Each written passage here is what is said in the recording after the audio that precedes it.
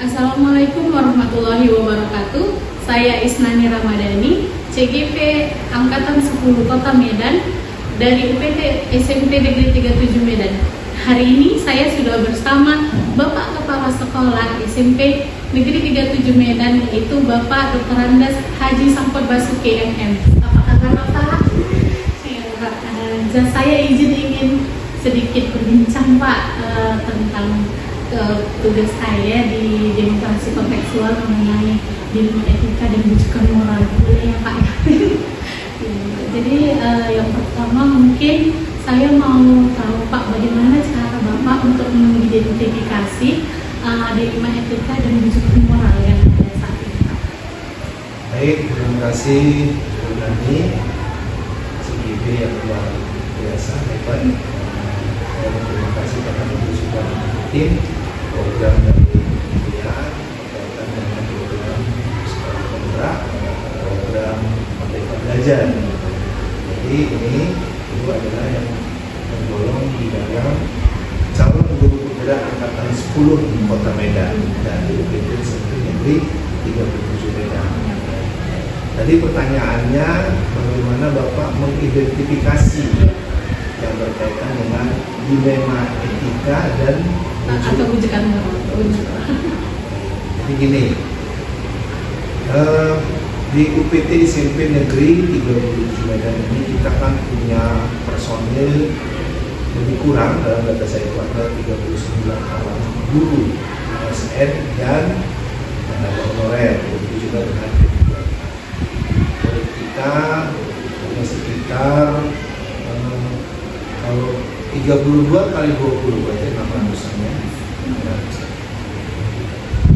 Kita punya masing-masing keperluan, kita punya masing-masing kepentingan, tapi kita juga punya tanggung jawab. Kalau cerita tentang dilema etika atau moral, ini adalah yang berkaitan dengan institusi lembaga. Yang pertama saya lakukan pastinya yang berkaitan dengan kepentingan sekolah. Harus terjadi proses belajar mengajar di ruangan kelas. Hal apa yang perlu saya lakukan? Mengidentifikasinya itu yang pertama, kita harus berujuk kepada SOP, standar operasional prosedur atau tertentu regulasi yang berlaku. Kita sepakatin dulu bersama guru, tenaga usaha sekolah, dan juga kepada anak. Kita identifikasinya melalui ini loh yang menjadi regulasi, ini loh yang menjadi aturan. Regulasi itu dari pusat, dari tingkat provinsi, kabupaten kota, kabupaten dinas sekolah, sekolah. Identifikasi yang menjadi kepentingan sekolah. Dan itu harus berlaku kepada semua warga sekolah, baik itu siswa, guru maupun tenaga. Apa yang menjadi kepentingan? Nah, kalau kita di sini kan, ini loh yang menjadi aturan. Kita sampaikan, kan gitu kan? Berapa banyak guru yang mau melaksanakan itu dan berapa banyak guru yang kita berupaya membujuk, mengajak. Saya selalu mengingatkan bahwa pekerjaan ini adalah milik kita bersama. Kita punya tanggung jawab untuk bangsa dan negara, untuk lakukan ini supaya kita tetap menjadi orang yang berguna yang baik. Jadi mengidentifikasinya itu aja. Ini ada aturan, ini ada yang harus mengikuti aturan, berdampak kepada masyarakat. Saya rasa itu ya. Jadi semakin nambahin ilmu saya Pak. Ya. Selanjutnya Pak, tentang pengambilan keputusan yang Bapak Ya. lakukan, di mana kita tahu bahwasannya kalau di ilmu etika ini kan ini benar dan benar gitu ya kan Pak. Jadi bagaimana Bapak mengambil keputusan tentang sebuah kasus ternyata benar dan benarnya ini benar, tapi semuanya mengandung nilai-nilai kebajikan gitu Pak. Bagaimana penentuannya? Jadi gini, kalau kita sudah menyadari bahwa kita punya tanggung jawab, maka kita sebagai makhluk sosial kembali lagi, mana yang kita utamakan? Kita mengutamakan kepentingan pribadi atau kita mengutamakan kepentingan institusi? Saya menyarankan kepada guru, kepada siapapun, kalau yang berkaitan dengan nyawa, berkaitan dengan sebuah kepentingan yang tidak bisa dipindah, maka itu didulukan. Karena segitu ya. Kalau dia misalnya kepentingan lembaga atau institusi, masih bisa kita meminta bantuan orang lain karena sesuatu hal yang tidak bisa tidak kita laksanakan, maka kita sebagai makhluk sosial meminta tolong, kan gitu. Tapi tidak boleh mengabaikan. Jadi kita sebagai makhluk sosial ini harus mampu seperti itu. Kita ajak diskusi guru kita ajak diskusi tenaga administrasi kita, atau ada mana yang lebih maka utamakan. Kalau memang itu tidak bisa, maka ambil sebuah keputusan. Caranya bagaimana? Sampaikan pada pimpinan.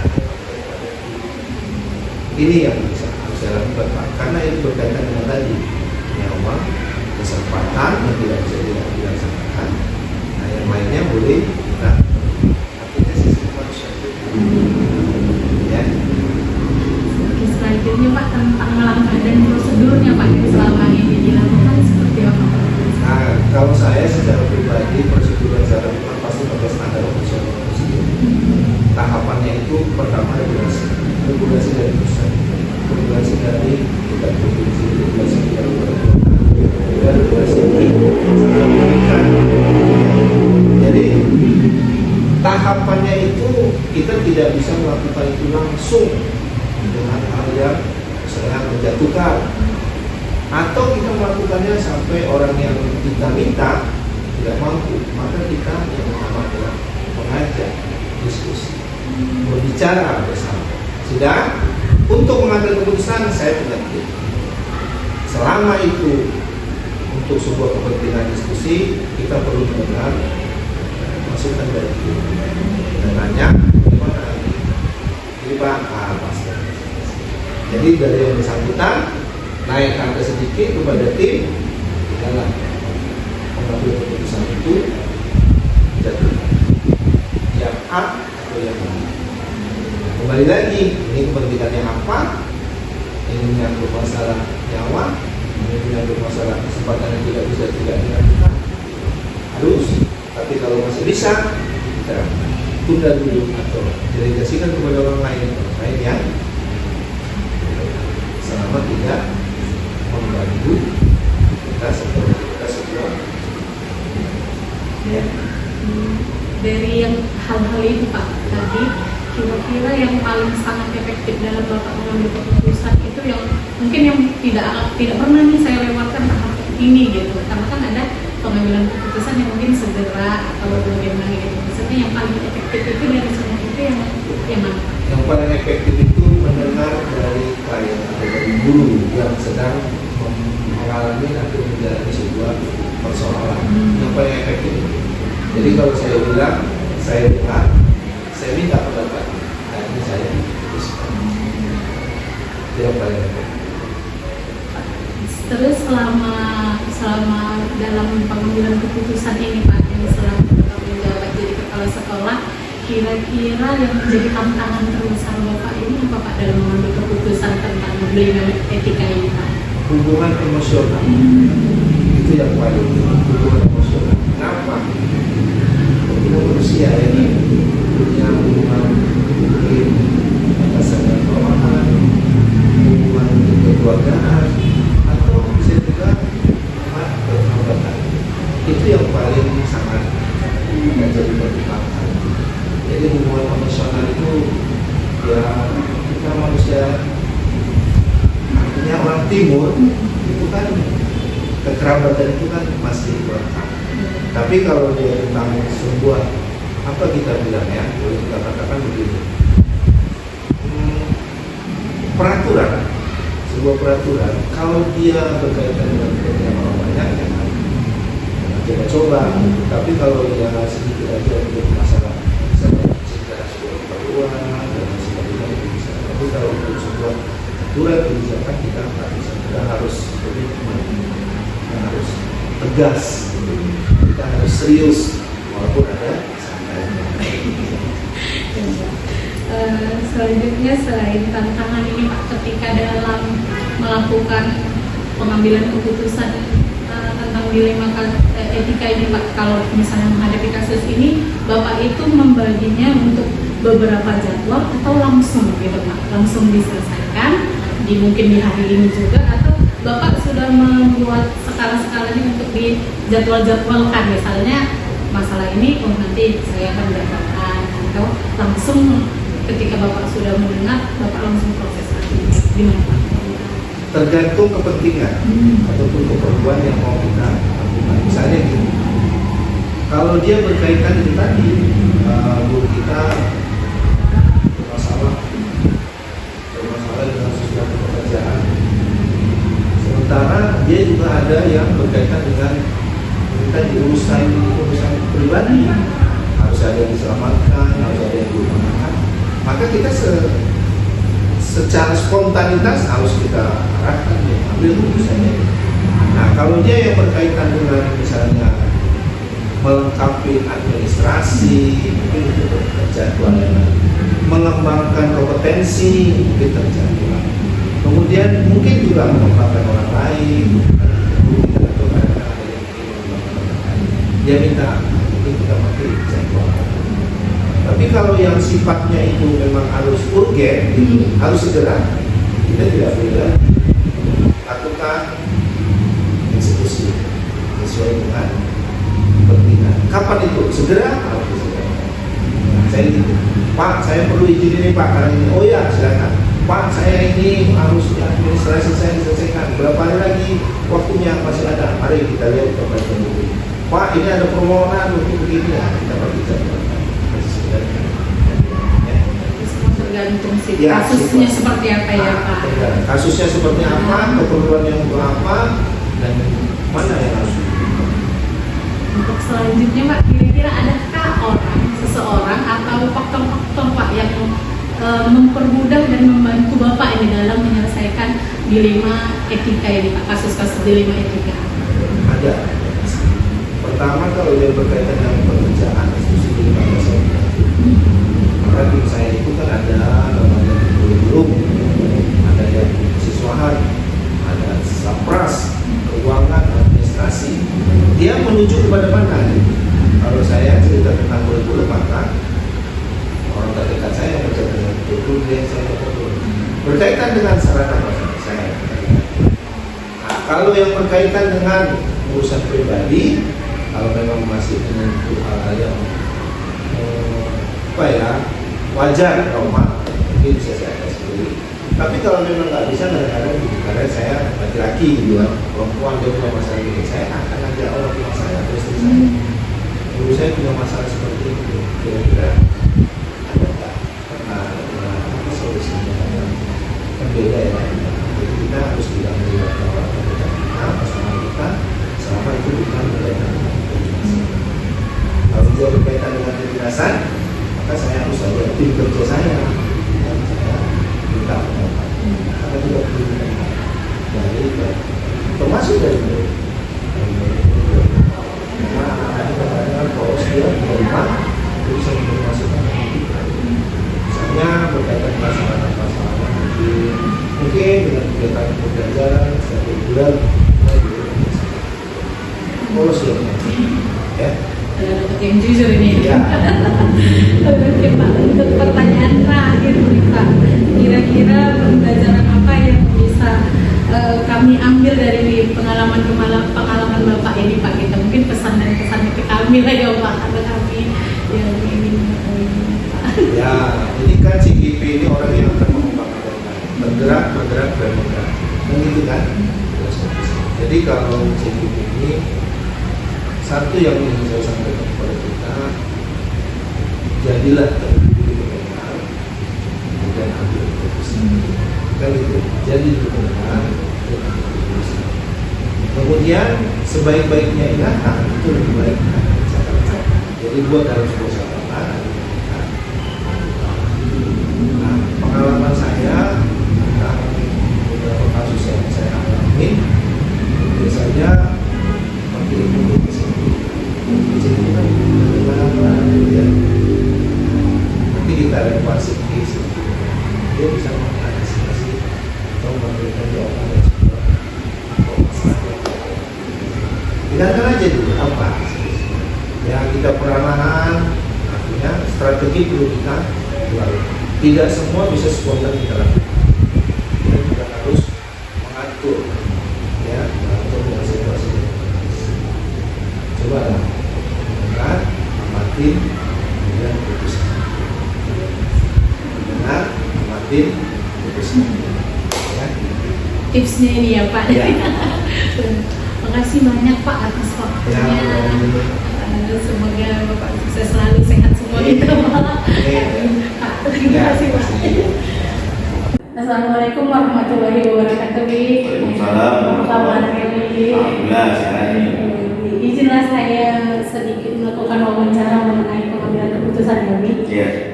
Oke, besok yang pertama adalah bagaimana cara Abi mengetahui kasus-kasus dilema etika dan atau itu rujukan moral. Ya, sebenarnya kan kita kalau masalah dilema etika itu kan kita bisa melihatnya dalam kehidupan sehari-hari kan. Karena dari konsepnya saja dilema etika itu kan ibarat di persimpangan kita mau bingung nih mau kanan atau kiri gitu. Karena dilema etika itu kita pilih yang keputusan ini ada resikonya, keputusan ini ada resikonya, dan ini banyak sering terjadi apalagi di sekolah kami ini kan. Saya sering mengalami hal seperti ini. Jadi ya menurut saya untuk mengidentifikasinya sudah paham dan betul tahu saya seperti itu. Selama ini kan berarti dia kan karena semuanya berisiko, yang kanan ibaratnya berarti dilema etika ini di antara dua pilihan yang benar dan benar, tapi masing-masing berisiko seperti itu ya. Jadi kira-kira Abi dalam ini untuk mengambil keputusannya di antara kedua yang benar-benar ini, sementara juga dua-duanya memiliki nilai kebajikan, jadi Abi bagaimana caranya?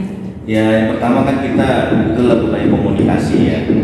Saya di sini ada wakil, saya komunikasi dulu dengan wakil. Kalau misalnya butuh juga, kita juga ada guru-guru, kita libatkan guru-guru untuk berdiskusi untuk mencari solusi tersebut bagaimana. Nah, dan biasanya kalau mentok juga pas di sini kan ada yayasan, pasti kita tanya yayasan juga. Tapi semua langkah diambil yang paling terkecil dulu, dimulai dari kerjasama sama wakil baru sampai rasanya itu sampai ke yayasan seandainya ini ya Bi. Selanjutnya Bi, yang langkah-langkah prosedur yang bagaimana Bi yang Abi lakukan selama ini? Ya, yang pertama tadi seperti tadi komunikasi ke wakil dulu. Saya ambil contoh kalau permasalahannya yang terjadi dilema itu SPP. Ketika mau ujian kan itu wajib tuh peraturan dari atasan tuh bahwasanya syarat pengikut ujian itu harus lunas SPP sampai bulan sekian. Sementara dilemanya adalah kalau kita tidak berikan di anak itu ujian atau kita larang mau ujian, secara hak anak itu kan melanggar. Hak anak itu kan harus apapun ceritanya harus memperoleh ujian. Kemudian kan jadinya seolah-olah ya kita mengambil hak anak tersebut. Nah disitulah jadi sebentar dari atasan itu harus wajib, sementara si anak punya hak. Jadi kalau mengingat hal tersebut diperlukanlah diskusi. Makanya saya bilang tadi komunikasi, diskusi dengan wakil, dengan guru-guru. Biasanya kami sih solusinya tetap memberikan anak ujian, tapi dengan catatan ada surat perjanjian dengan orang tuanya. Orang tua ini harus kita kasih tahu bahwasanya kondisi kami seperti ini, memang harus lunas. Nah, dengan ada perjanjian itu, dia ada batas waktu untuk membayar, misalnya terlambat 2 minggu, itulah solusinya. Ya, oke. Dari langkah-langkah yang selama ini terjadi kan agak lumayan banyak nih dilema etika yang terjadi di yayasan ini, terutama di sekolah ini. Kira-kira langkah yang paling efektifnya nih dari semua yang tadi Abi bilang, maksudnya nggak pernah tak lewat saya nih bagian ini gitu, karena ini adalah langkah yang paling efektif deh, itu yang mana ini? Kalau langkah yang paling efektif selama ini ya diskusi tadi. Alhamdulillah memang berjalannya SMA Lamda ini kita hampir 80% itu permasalahan bisa kita selesaikan sendiri di unit. Nah, selebihnya kita hanya memberi laporan aja ke yayasan atau atasan kita bahwasanya ini sudah selesai. 20%-nya mungkin itu yang sudah betul-betul mungkin berkaitan sama eksternal lah, memang tidak bisa kita tangani, akhirnya memang bisa diselesaikan dengan yayasan. Tapi alhamdulillah 80% bisa diselesaikan dari unit kita sendiri. Nah, itulah efektifnya. Berarti sangat efektif. Ya, sangat efektif karena memang kan dengan banyaknya pendapat kan terbuka pikiran kita. Itulah gunanya komunikasi. Terus kalau tantangannya nih ada di bagian mana kira-kira? Tantangannya itu kami pun mengambil tindakan seperti ini, proses seperti ini belajar dari yang lalu-lalu ya. Kalau yang lalu-lalu itu terkadang ada permasalahan yang melibatkan eksternal yang tidak dilaporkan ke yayasan misalnya. Tahu-tahu masalah itu ternyata nanti korupsi, itu kan jadi masalah tuh. Jadi masalah. Jadi kan ya jadi masalahnya kita pernah tegur sama yayasan, kemudian pihak eksternal itu pun merasa tidak puas lah. Jadi kalau dari kasus-kasus di Abi, adakah jadwal dia secara terjadwal, atau Abi ketika ada kasus saya jadwalin nih, oh ini kita selesaiin nanti ketika ini, atau ketika ada kasus ya udah spontan aja nyelesainnya gitu. Kalau kami di sini lihat situasi permasalahan. Kalau permasalahan itu bisa, contoh nih misalnya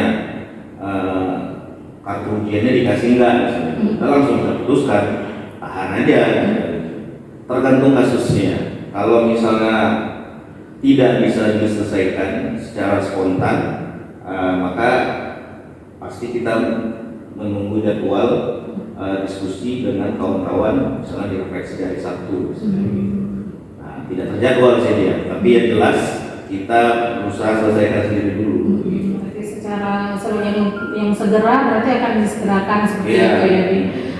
Selanjutnya, adakah faktor atau orang yang sangat membantu dan mempermudah Abi dalam menyelesaikan pengambilan keputusan ini? Kalau kami di sini, yang pertama wakil. Kemudian kan seperti di alam jadi ini memang kita 100% harus melapor ke yayasan. Jadi memang yang faktor yang membantu kita ya pasti yayasan.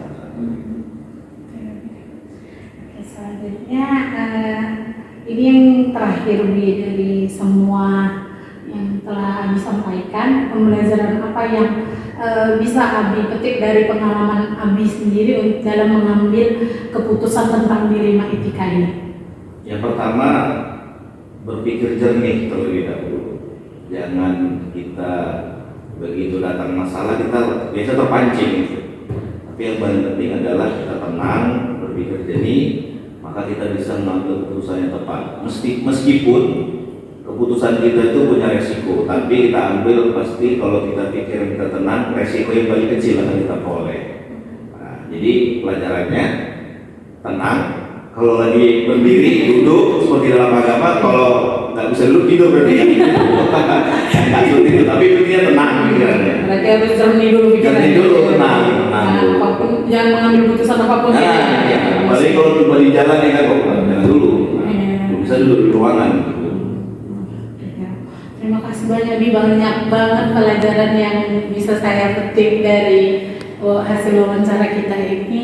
Terima kasih atas bantuannya. Mungkin sekian, saya pamit dulu, Bi. Ya. Bi, assalamualaikum. Waalaikumsalam.